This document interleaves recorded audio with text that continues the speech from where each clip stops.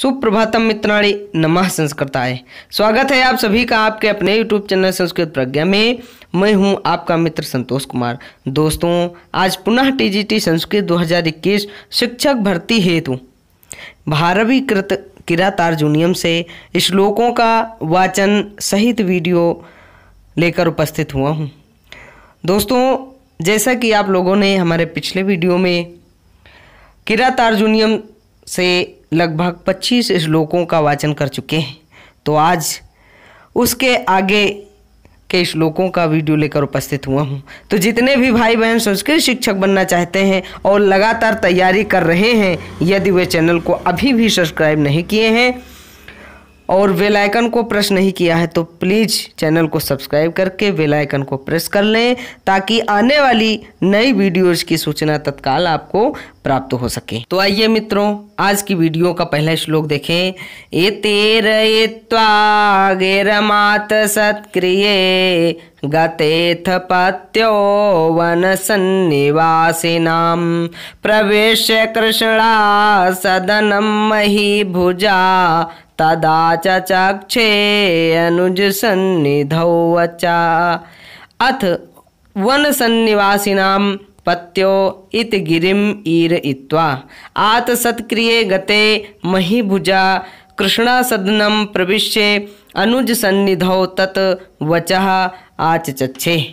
वनेचरों के स्वामी अर्थात किरात के इस प्रकार के वचन कहने के बाद सत्कार पाकर चले जाने के बाद राजा ने द्रौपदी के भवन में प्रवेश करके भाइयों के समीप यह वृत्तांत कहा। आइए दोस्तों, अगला श्लोक है। निशम्य सिद्धिं द्विषतामुपाकृति ततस्ततस्या विनयन्तुमक्षमा नृपस्य मन्यु व्यवसाय दीपिनी उदाजहार द्रुपदात्मजा गिरा उदाजहार द्रुपदात्मजा गिरः ततः द्रुपदात्मजा द्रुपद आत्मजा दुष्यतां सिद्धिं निशम्य ततस्याः अपाकृतिः विनयन्तुम अक्षमा नृपस्य मन्यु व्यवसाय दीपिनीः गिरः उदाजहार। तब शत्रुओं की समृद्धि सुनकर उससे आए हुए मनोविकारों को रोकने में असमर्थ द्रौपदी ने राजा युधिष्ठिर के क्रोध एवं उद्योग को बढ़ाने वाले वचन कहे। अगला श्लोक है दोस्तों। भवादृशेषु प्रमदासनोदितं भवत्यधिक्षेप इवानुशासनं तथापि वक्तुं व्यवसाययन्ति मां निरस्तनारी समया दुराधयः निरस्तनारी समया दुराधयः। भवादृशेषु प्रमदाजनोदितम् अनुशासनम् अधिक्षेपः इव भवति तथापि निरस्तनारी समयाः दुराधया मा वक्तुं व्यवसाययन्ति। द्रौपदी युधिष्ठिर से कहती है कि आप जैसे लोगों के प्रति किसी स्त्री का उपदेश तिरस्कार के समान ही होता है। फिर भी मन की दुखदायी व्यथाएं जिन्होंने स्त्रियोचित आचार को लुप्त कर दिया है, मुझे कहने के लिए प्रेरित कर रही हैं। श्लोक है। अखंडमाखंडल तुल्य धाम भी शिरधृता भूपति भी स्वंसजये त्वयात्महस्तेन महीमदच्युता मतंगजेन सृगिवापवर्जिता मतंगजेन सृगिवापवर्जिता आखंडल तुल्यधाम भी स्वंसजैः भूपतिभिः अखंडम धृता मही त्वया मदच्युता मतंगजेन सृक् इव आत्महस्तेन अपवर्जिता। दृष्टि से आगे कहती हैं कि इंद्र के समान पराक्रम वाले अपने वंश के राजाओं द्वारा समग्र रूप में अधीन की गई पृथ्वी का आपने स्वयं अपने हाथ से जुए द्वारा परित्याग कर दिया है। जिस प्रकार मध्यस्राव से युक्त हाथी माला को अपनी सूंड से दूर फेंक देता है। अगला श्लोक है व्रजन्ति ते मूढ़धिया पराभवम भवन्ति माया विषये न मायिनः प्रविश्य हि घ्नन्ति शठास्तथा विधान असंवृतांगन निशिता इवेशवः असंवृतांगन निशिता इवेशवः ये माया विषु मायिनः न भवन्ति ते मूढ़धियः पराभवं व्रजन्ति शठाः तथा विधान असंवृतांगान निशिता इव प्रविश्य घ्नन्ति। आगे कहती है कि जो कपट करने वालों के प्रति, द्रौपदी युधिष्ठिर से कहती है कि जो कपट करने वालों के प्रति कपटाचारी नहीं बनते वे मंद बुद्धि वाले लोग पराजित होते हैं।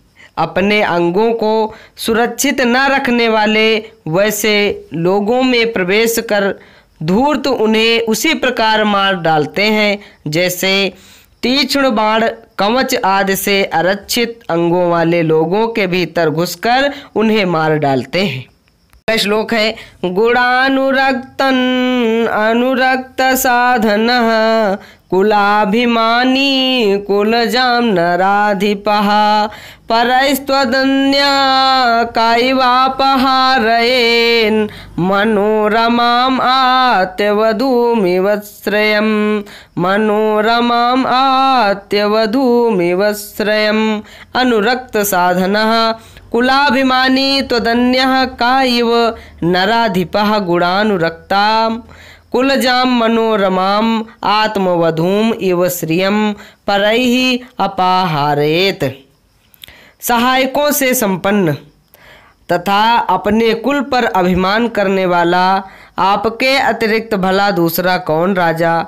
गुणों के कारण प्रेम करने वाली मन को आनंद देने वाली अपनी पत्नी का दूसरों से अपहरण कराने की तरह गुणों से अस्थाई बनी हुई वंश परंपरा से चली आ रही मन को आनंद देने वाली राजलक्ष्मी का शत्रुओं द्वारा अपहरण कराएगा। अगला श्लोक है भवन्तमेतर हिमनस्विगर्हिते विवर्तमानं नरदेव वर्तमनि कथं न मन्युर्ज्वलयदुदीरितः शमीतरुं शुष्कमिवाग्निरुच्छिखः शमीतरुं शुष्कमिवाग्निरुच्छिखः नरदेव एतर्हि मनस्वी गर्हिते वर्तमनि विवर्तमानं भवन्तम् उदीरितः मन्युः शुष्कं समीतरुम् उच्छिखः अग्नि इव कथं न ज्वलयति। हे नराधिपः, द्रौपदी राजा युधिष्ठिर से कहती है कि हे नराधिपः, हे नराधिपः, इस आपत्ति की दशा में मानी जनों द्वारा निंदित मार्ग पर पुनः पुनः चलने वाले आपको उद्दीप्त क्रोध उसी प्रकार क्यों नहीं जलाता जिस प्रकार लपट वाली आग सूखे हुए शमी के पेड़ को जला देती है। अर्थात द्रौपदी कहना चाहती है कि हे राजा, आपको शत्रुओं के प्रति क्रोध क्यों नहीं उत्पन्न होता है। श्लोक है अबंध्य कोपस विहंतुरापदाम भवन्ते वश्या स्वयमेव देहिनः अमर्ष शून्येन जनस्य जंतुना न जात हार्देन न विद्विषादरः न जात हार्देन न विद्विषादरः देहिनः स्वयं एव अबंध्य कोपस्य आपदां विहन्तुं वश्याः भवन्ति अमर्ष शून्येन जंतुना जात हार्देन जनस्य आदरः न विद्विषाचादरः न। शरीरधारी प्राणी स्वयं ही उस व्यक्ति के अधीन हो जाते हैं। द्रौपदी दृष्टि से कहती है कि शरीरधारी प्राणी स्वयं ही उस व्यक्ति के अधीन हो जाते हैं जिसका क्रोध अमोघ होता है। जो क्रोधी होते हैं, जो विपत्तियों का नाश करता है। व्यक्ति के क्रोधहीन होने पर प्रेम उत्पन्न होने के कारण आदर नहीं होता है और उसकी शत्रुता से भय नहीं होता है, अथवा लोग उसके मित्र होने या शत्रु होने का आदर नहीं करते हैं। अगला श्लोक है परिभ्रमं लोहित चंदनोचितः पदातिरंतर गिरिरेणुरोषितः महारथा सत्य घनस्य मानसं दुनोति नोकचिदयं वृकोदरः दुनोति नोकचिदयं वृकोदरः लोहित चंदनोचितः महारथः अयं वृकोदरः रेणुरूषितः पदातिः अंतर्गिरिः परिभ्रमन् सत्य धनस्य मानसं नो दिनोति कच्चिद। द्रौपदी कहती है कि लाल चंदन लगाने वाले महान रथ पर चलने वाले ये भीम अब धूलि धूसरित पैदल चलते हुए पर्वतों के बीच घूमते हुए क्या सत्यव्रती आपके मन में, हे सत्यव्रते, युधिष्ठिर से कहती है कि द्रौपदी कि हे सत्य को धारण करने वाले आपके मन में संताप नहीं उत्पन्न करते, आप अपने मन में संताप नहीं उत्पन्न करते, अर्थात इन्हें देखकर क्या आपके मन में संताप नहीं उत्पन्न होता। अगला श्लोक है विजित्य यः प्राजमयच्छदुत्तरान् कुरु न कोप्यं वसुवासवोपमः सवल्कवासांस तवाधुना हरन् करोति मन्युं न कथं धनञ्जयः करोति मन्युं न कथं धनञ्जयः वासवोपमः या उत्तरान् कुरून् विजित्य प्राज्यम् अकुप्य वसु अयच्छत सह धनंजयः अधुना तव वल्कलवासांसि आहरन् मन्युं कथम न करोति। आगे इंद्र जैसे जिसने उत्तर कुरु देश को जीतकर, द्रौपदी कहती है कि इंद्र जैसे जिसने उत्तर कुरु को जीतकर प्रभुत सोने और चांदी से युक्त धन दिया था, वही धनंजय अर्थात अर्जुन इस समय आपके वल्कल वस्त्रों को ढोता हुआ देखकर आपको क्रोध क्यों नहीं आता। अगला श्लोक है वनांत शय्या कठिनी कृताकृति कचाचितौ विश्वगिवा गजौ गजौ कचाचितौ विश्वगिवा गजौ गजौ कथं त्वमेतौ धृति संयमौ यमौ विलोकयन्नुत्साहसेन बाधितुं विलोकयन्नुत्साहसेन बाधितुं वनान्तशय्या कठिनी कृताकृति विश्वक कचाचितौ अगजौ गजौ इव एतौ एमौ विलोकयन् त्वं धृति संयमौ बाधितुं कथं न उत्सहे।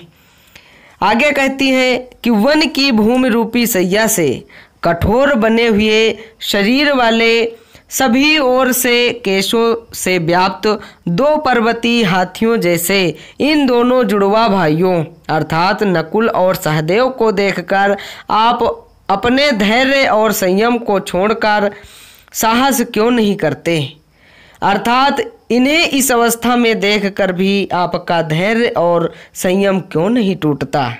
इस प्रकार से द्रौपदी युधिष्ठिर से कहती है। अगला श्लोक है इमामहं वेद न तावकीं धियं विचित्र रूपा खलु चित्तवृत्तयः विचिन्तयन्त्या भवदापदं परां रुजन्ति चेता प्रसभं ममाधयः रुजन्ति चेता प्रसभं ममाधयः इमां तावकीं धियम् अयं न वेद चित्तवृत्तयः विचित्र रूपाः खलु पराम भवदा पदाम विचिन्तयन्त्याः मम चेतः आधया प्रसभम रुजन्ति। द्रौपदी कहती है कि मैं आपकी इस बुद्धि को नहीं समझ पाती। निश्चय ही मनोवृत्तियां विभिन्न प्रकार की होती हैं, किंतु आपकी महान विपत्ति पर विचार करती हुई मेरे मन को मनोव्यथाएं बलात् विदीर्ण करती हैं। अगला श्लोक है पुराधिरूढ़ा शयनम महाधनम विबोध्य से या स्तुति गीति मंगलये अदभ्रदर्भाम अधिशय्य सास्थलीम जहासि निद्राम शिवै शिवारुतये जहासि निद्राम शिवै शिवारुतये यह महाधनम शयनम अधिरूढ़ा स्तुति गीति मंगलई पुरा विबोध्य से यह सह अदभ्रदर्भा स्थलीम अधिशय्य अशिवै शिवारुतये निद्राम जहासी। द्रौपदी कहती है कि पहले अत्यंत मूल्यवान शैया पर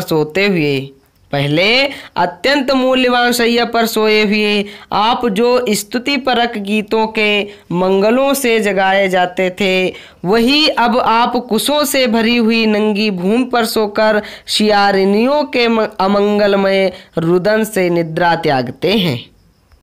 अगला श्लोक है पुरोपनीतम नृपरामणीयकम द्विजातिशेषेण यदेतदंधसा तदद्यते वन्य फलाशिना परम परैति कार्श्यम यशसा समम वपुः परैति कार्श्यम यशसा समम वपुः। नृप हे नृप यत एतत् वपुः पुरा द्विजात शेषेण अंधसः रामणीयकम उपनीतम वनफलाशि नस्ते तत् वपुः अद्य यशसः समम परम कार्श्यम परयति। युधिष्ठिर से द्रौपदी कहती है कि हे महाराज, आपका जो शरीर पहले ब्राह्मणों के भोजन के बाद बचे हुए अन्न से देखने में मनोहर लगता था, वन में फल मूल खाने वाले आपका वही शरीर आज यश के कारण ही क्षीण हो रहा है। अर्थात आपका शरीर क्षीण हो रहा है और साथ ही आपका यश भी कम होता जा रहा है। अनारतम यो मणिपीठ शायिना वनंजयाद्राज शिरस्रजारजः निषीदतस्तौ चरणौ वनेषु ते मृगाद्विजालूं शिखेषु बहिर्षाम् मृगाद्विजालूं शिखेषु बहिर्षाम् राजशिरः स्रजां रजः अनारतं मणिपीठ शयिनो यौ ते चरणौ अरंजयत तौ मृगादिजालून शिशेषु बहिर्षाम वनेषु निषीदतः। द्रौपदी कहती है कि मणि के पाद पीठ पर रखे गए आपके जिन चरणों को राजाओं के सिर की मालाओं का पराग रंगता था, वह ही चरण आज कुशों के इन वनों में रखे जाते हैं, जिनके अग्रभाग मृगों तथा ब्राह्मणों द्वारा तोड़ लिए गए हैं। अगला श्लोक है दुष्निमित्ता यदि दशा ततः समूल उन्मूलयति वो मे मनः पर्यासित वीर संपदाम पराभवोऽप्युत्सव एव मानिनां यत इयं दशा द्विषन्निमित्तः ततः मे मनः समूलम् उन्मूलयति इव परै अपर्यासित वीर संपदां मानिनां पराभवम् अपि उत्सव एव। आपकी यह दशा, द्रौपदी फिर कहती है कि हे राजा, आपकी यह दशा शत्रुओं के कारण है, इसलिए मेरा मन समूल उखड़ सा रहा है। मेरा मन, द्रौपदी कहती है कि मेरा मन समूल मूल सहित उखड़ सा रहा है। जिन मनस्वी जनों की परंपरा रूपी संपत्ति शत्रु द्वारा समाप्त नहीं होती, उसके लिए पराजय भी उत्सव ही है, अर्थात वे पराजय सहन कर सकते हैं, मान की हानि नहीं। अगला श्लोक है विहाय शांतिम नृपधाम तत्पुनः प्रसीद संदेहि वधाय विद्विषाम व्रजन्ति शत्रून् वधूय निस्पृहा शमेन सिद्धिं मुनयो न भूभृता। हे नृप शांतिम विहाय विद्विषाम वधाय तत धाम पुनः संधेहि निःस्पृहा मुनयः शत्रून् अवधूय शमेन सिद्धिं व्रजन्ति भूभृतः शमेन न व्रजन्ति। द्रौपदी कहती है कि हे महाराज, शांति को छोड़कर शत्रुओं के वध के लिए उस तेज को पुनः धारण कीजिए, प्रसन्न होइए अर्थात खिन्नता छोड़कर उत्साह युक्त होइए। निष्काम मुनि लोग ही शत्रुओं को जीतकर संयम द्वारा मोक्ष सिद्धि प्राप्त करते हैं। शत्रुओं की उपेक्षा करके शांति से राजागण राज सिद्धि नहीं प्राप्त करते। श्लोक है पुरःसराधाम वताम यशोधन सुदुस्सहं प्राप्य निकारमीदृशं भवादृशाश्चेदधिकुर्वते रतिं निराश्रयाहन्त हतामनश्विता निराश्रयाहन्त हतामनश्विना। धामवतां पुरः सरः यशोधनाः भवादृशाः सुदुस्सहम् ईदृशं निकारं प्राप्य रतिम् अधिकुर्वते चेत हन्त मनश्विता निराश्रया हताः। द्रौपदी कहती है कि तेजस्वियों में अग्रणी यश को सर्वत्र मानने वाले आप जैसे व्यक्ति इसी प्रकार के अत्यंत दुस्सह अपमान को प्राप्त कर संतोष कर ले तो खेद है कि मनस्विता आश्रयहीन होकर नष्ट हो चुकी, अर्थात अब कोई मनस्वी नहीं रह जाएगा यदि आप जैसा ही सब लोग संतोष को धारण कर लें तब। श्लोक है अथ क्षमामेव निरस्त विक्रम चिराय परेसि सुखस्य साधनं विधाय लक्ष्मी पति लक्ष्मी कार्मुकं जटाधरः संजुहुधीह पावकं जटाधरः संजुहुधीह पावकं। अथ निरस्त विक्रमः चिराय क्षमाम एव सुखस्य साधनं परेसि लक्ष्मीपति लक्ष्म कार्मुकं विहाय जटाधरः इह पावकं जुहिधि।